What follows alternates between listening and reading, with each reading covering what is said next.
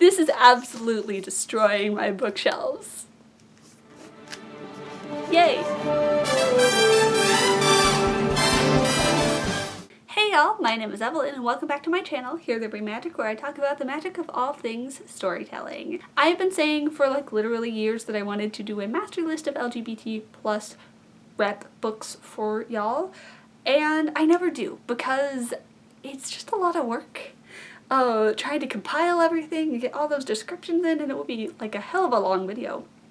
So I decided we're not going to waste any more time worrying about prepping for this video. No, what I'm going to do today is I'm going to, from memory, show you all of the books that I have with LGBT plus representation in them, and like tell you what they're about, but like with no preparation, just what I recall about them. So my criteria for the inclusion of books is either there's a queer character in it or it was written by a queer author.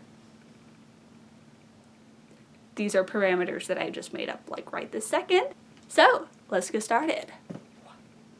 So I'm just going row by row across my bookshelf, and as you can maybe kind of see, it starts with all of my Rick Riordan books. So for those of you who aren't familiar with Rick's work, which like, how? Legitimately, I'm not trying to be weird about it, but like, how? He's best known for writing series that center around different mythologies, so Greek, Roman, Egyptian, and Norse, and he's got a million of the books and they're all set in the same universe. And I just grabbed the few that introduce queer characters into that universe, with the caveat that Rick, as a straight cis white man, does a good job of trying to include representation, something that nobody really expected him to do. However, he's not always the best at accurate representation, but his books were some of the first mainstream books that I read with queer characters, so it would feel disingenuous not to include them. We have here my copy of The House of Hades that no longer has a book jacket because I loaned it to my friend who hates book jackets and she lost it, and I'm still kind of upset about it. This is the fourth book in the Heroes of Olympus, which is a spin-off series of Percy Jackson, and it introduces the first canonically queer character into the universe, and also then the book after that gives him a very cute love interest. Then you've got the Magnus Chase and the Gods of Asgard series based off of Norse mythology. Magnus is, I believe, pansexual and has a gender fluid love interest who's introduced in the second book. It's still to this day one of the only books I can think of with a gender fluid central character. The only other one that I can think of off the top of my head is You Can't Take That Away by Stephen Salvatore. I will put the cover right here. And then you have the Trials of Apollo series, which is the spin-off of the spin-off, and it centers around the god Apollo, who is canonically, in this case, bisexual, and there are a handful of other queer characters, and it made one of my favorite sapphics, so we love to see that. And then also up in the top row in my little stash of middle grade, we have Ghost Squad by Clarabelle Ortega, who is a non-binary author. This follows Lucy and her best friend Sid, who accidentally unleash some malicious spirits onto their hometown of St. Augustine, Florida.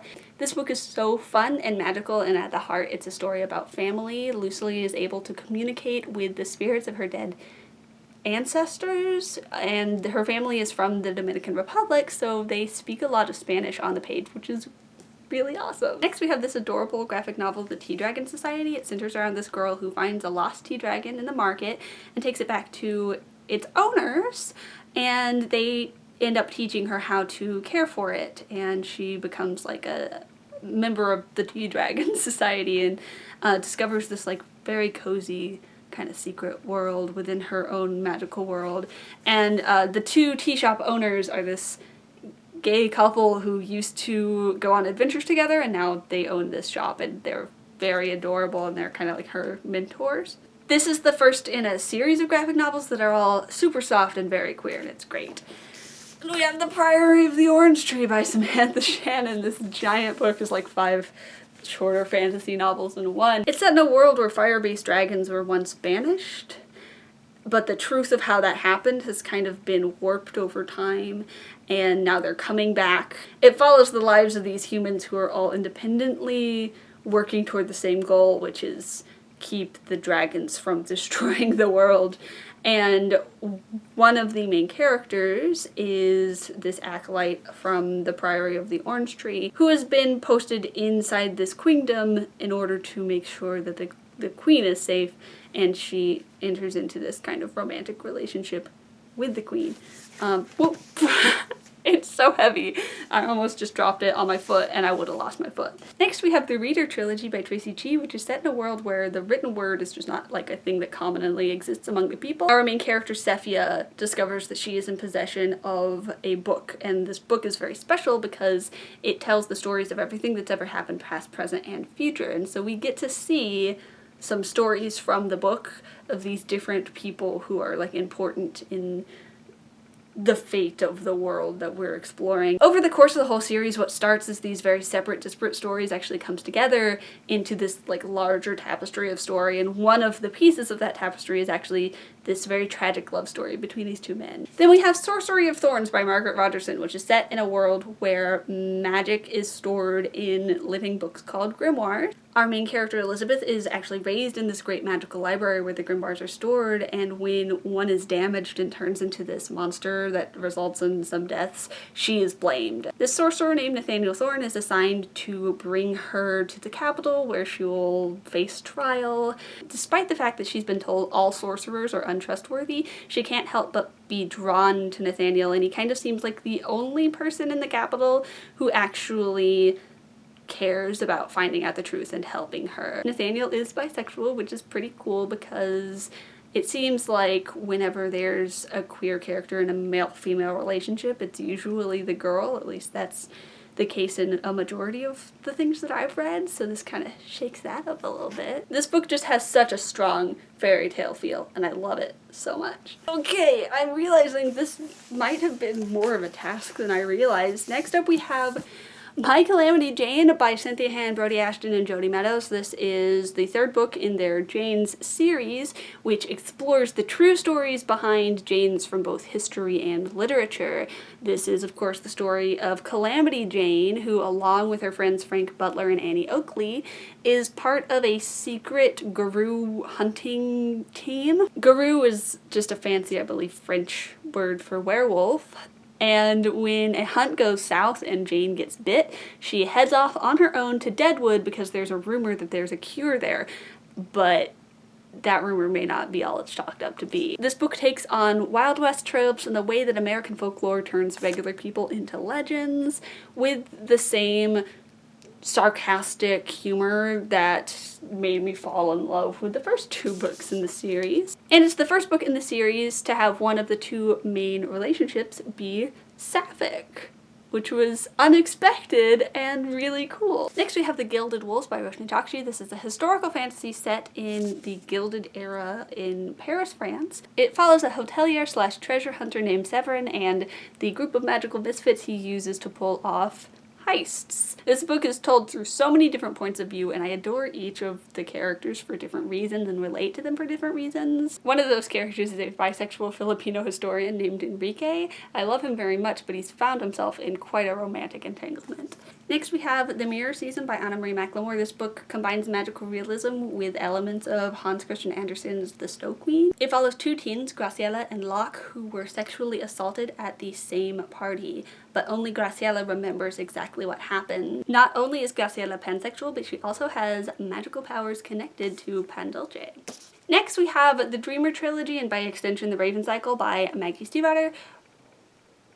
I don't think that I have the mental energy to like properly sum these books up, but I will try. The Raven Cycle's back there. I didn't want to pull them out of that stack. It follows this group of teens who are trying to find this dead Welsh king and end up exploring the magic of these ley lines. And this is the spin-off series. The Dreamer Trilogy focuses more on Ronan, who has the ability to pull stuff out of his dreams, and his boyfriend Adam, and even more weird stuff happens that I understand even less. Next we have The Devouring Ray by Christine Lynn Hermann, which follows four teens who are the descendants of their small New York town's founding families and have inherited these magical powers that they are supposedly using to protect the town from this monster. The series really delves into why colonialism is bad and weird small town politics and mental health and grief and the ways in which these 4 teens learn to lean on each other, both healthy and unhealthy. 2 of the main characters are bisexual disasters who kind of maybe fall for each other, and it's very adorable. And then I have 2 books by Aiden Thomas. First we have Cemetery Boys, in which trans teen Adriel tries to prove to his family that he is a proper brujo by completing a summoning ritual, but it goes kind of wrong. He summons the wrong ghost, and now he can't get rid of him. And he's a little bit annoying, but also a lot of it cute. And then we have Lost in the Neverwoods, which is a modern-day retelling of Peter Pan, which delves very deeply into the themes of grief from the original text. This one doesn't have any canonically queer characters in it, but since they're both written by a trans author, they both make the cut. Funny how that works, huh? Next we have These Feathered Flames by Alexandra Overy, which is inspired by The Firebird. It follows 2 sisters, one destined to be the queen, one destined to be the Firebird, who were separated at a young age but have now been brought back together by the death of their mother. Asia, who has been forced back into court for the first time in years, is grappling with her newfound Firebird powers, and also the fact that her personal guard, who's been assigned to her, kind of hates her just for being the Firebird. It's very cute enemies to, like, something. I loved how messy and complicated their relationship was, and also how messy and complicated the relationship between the sisters was. It left me on such a... I love how I'm not able to, like, fully, properly articulate anything about this book, because I did not know what was going on in, like, the best way possible for most of the story, because court intrigue, baby. Anyway, I really need the sequel, like, yesterday. Next we have Havenfall by Sarah Holland, which is one of the most unique portal fantasies I've ever read, in that we're not following the travelers, we're following the people protecting the portal, and the main character in this is bisexual, and she has both a male and a female love interest. Then we have Girls of Paper and Fire by Natasha. The main character is forced to be one of the concubines for this demon king and ends up falling for another one of the concubines, and then they plot to murder him. Woo! Then we have Ace of Shades by Amanda Foodie, in which main character Insalta travels to New Reynes, the city of sin, in order to look for her adoptive mother who's gone missing. She ends up seeking help from Levi Glazier, who is the leader of one of the city's most prominent gangs, and falling into the kind of seedy underbelly of the town and learning some stuff about herself and her mysterious past. Levi is bisexual. Then we have Four Dead Queens by Ashton Schulte, which is one of the most interesting murder mysteries I've ever read, set in this kind of fantasy world in which our main character accidentally learns that someone has assassinated the kingdom's 4 queens and is attempting to discover who before it's too late. We get each of the 4 queens' point of views within the story, and there's something sapphic going on there. Next we have Crier's War by Nina Varela. This is the first in a duology in which humans are ruled over by these made creatures called Autome, and the 2 main characters are the daughter of one of the Autome rulers and the girl that wants to revenge murder her. And it's one of the most beautiful sapphic stories I've read in, like, ever, so... Then we have Once and Future by Corey McCarthy and Amy Rose Campetta, another queer King Arthur reimagining. This time it's in the far-flung future set in space, following Ari, who is the latest reincarnation of King Arthur, and she's a queer female illegal immigrant and a very, very gay teenage Merlin. Then we have The Dark Tide by Alicia Jensinka. The Witch Queen of Caldela steals a boy every year on St. Walpurgis Eve to become a sacrifice a month later to the always hungry, always rising tide. The catch is she has to fall in love with him, and Eva, the current Witch Queen, has closed her heart off. And so last year's sacrifice didn't really work. This year she's determined to make it work by taking the boy she blames for her sister's death, but she's not counting on Lena. Lena thinks that she's in love with this boy and volunteers herself up in his place, and she's convinced that she'll be able to find a way to break the curse before she actually has to be sacrificed. And as the two of them spend this month together, they find themselves inexplicably drawn to one another. Another one is just so beautiful. I love both of them so much. Next we have Heart of Iron and its sequel Soul of Stars by Ashley Poston, which are loosely inspired by the animated movie Anastasia. Main character Anna would do anything to save her best friend, Dai, who just so happens to be a malfunctioning android, including capturing a member of the nobility in order to get a map to a lost ship that she thinks might hold the key to fixing him. There are 4 point of view characters in this book. One of them, Rob, the aforementioned noble, is super gay for another one of them, Jax, who's this alien who can kind of see into the future at a price. Next we have Julie Kagawa's Shadow of the Fox. I feel like there's a name for this trilogy and I just don't know it. It follows Yumiko, who is half human, half kitsune, and was raised by these monks.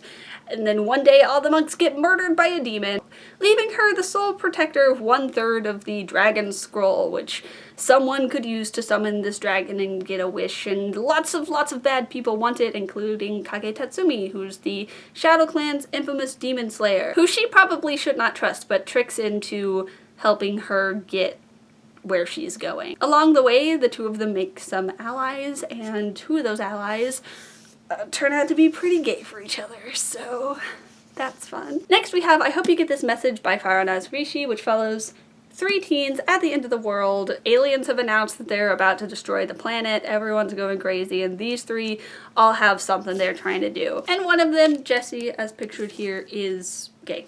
We have Jane Unlimited by Kristen Kashore, in which Jane, who is still grieving the death of her beloved aunt, is invited to stay at her friend's family home, and one single decision results in several possible outcomes for her. The book explores the different possible outcomes. It gets a little weird, it gets a little speculative, and Jane herself is bisexual. Okay, now we're moving into contemporary with nearly the entire Becky Albertality catalog. So that's Simon versus the Homo Sapiens Agenda, in which closeted gay teen Simon has been emailing back and forth with this other closeted teen at his school anonymously, and is currently being blackmailed because somebody saw their emails. Then you have the upside of Unrequited, in which Molly Peskin-Suso has developed lots of crushes over the years but never acted on them, and suddenly she's got 2 possible romantic interests, this co-worker that she thinks is really cute, and this friend of her twin sister's first girlfriend, who her twin sister really wants her to date just because, like, it's convenient, I guess. As stated, her twin sister is queer, and they have 2 moms. And there's a cute gay wedding in it. Then you have Leah on the Offbeat, in which Leah of Simon versus the Homo Sapiens Agenda fame deals with her own bisexuality. And finally, Kate in Waiting, in which Kate and her best friend Anderson have always shared their crushes, but it's never really amounted to anything because they've never been viable until this guy that they both had a crush on at theater camp shows up at their high school and they both still like him. And then there's What If It's Us by Becky Albertalli, but also co-written by Adam Silvera, in which Ben and Arthur have a kind of meet-cute misconnections sort of deal and have to find their way back to each other. Then we have Check Please by Ngozi Okazu. This is a graphic novel which follows Biddy here, who is an openly gay hockey player, and his teammates and their life and times in college, and it's really cute. Then we have Ashley Poston's Once Upon a Con books, which are fairy tale retellings set at a fictional Comic-Con type event. There were a couple queer characters in Geekerella who are pretty important to the plot, including Elle's best friend Sage. Then in The Princess and the Fangirl, which is a Prince and the Pauper retelling, one of the two point of view characters has a sapphic relationship. And finally, in Bookish and the Beast, we get like the coolest nerdy queer YA dad ever. Then we have Perfect on Paper by Sophie Gonzalez, which I don't shut up about. Darcy has been running a romantic advice business out of a locker at her high school. She gets caught and kind of blackmailed into being one of her peers' relationship coach. Darcy is bisexual. It addresses internalized biphobia. The best I've ever... Yeah, you've heard this before. Then we have Today, Tonight, Tomorrow by Rachel Lynn Solomon, which is set on Rowan and Neil's very last day of high school. They've been academic rivals since freshman year, and now they have to team up in order to make sure that one of them can win their like senior scavenger hunt thing. And Rowan's two best friends are in a sapphic relationship with each other. You Should See Me in a Crown by Leah Johnson follows bisexual wallflower Liz Leidy, who, in order to win enough money to go to her dream school, decides to run for prom queen and ends up kind of falling for the competition. And then Don't Date Rosa Santos by Nina Moreno. Rosa is the daughter of a Cuban immigrant, and her family is said to be cursed. Whenever a Santos woman falls in love with a guy, he is in danger of being lost at sea. But when the marina in her beloved hometown of Port Coral, Florida is threatened, Rosa decides to help turn their annual festival into a fundraiser to save it, and ends up working alongside a very cute boy with a boat.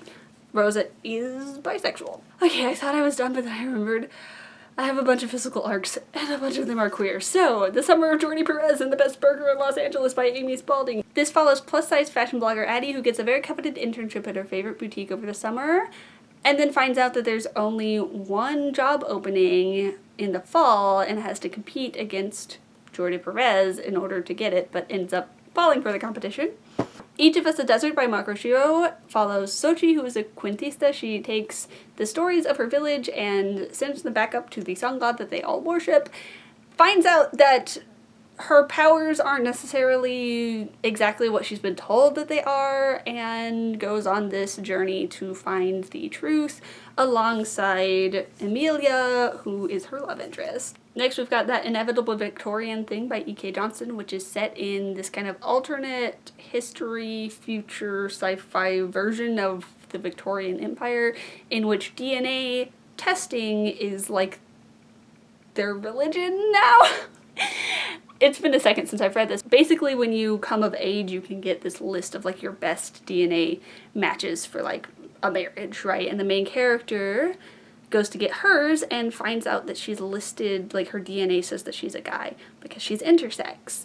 And she ends up talking to this girl anonymously through the system, and it ends interestingly.